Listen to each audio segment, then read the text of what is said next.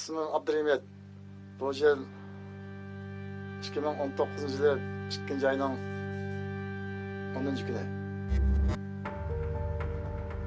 Kanun tarafından beni gumonliq deb qaraganlik uchun bu yerda tekshirilish munosabati bilan turibman.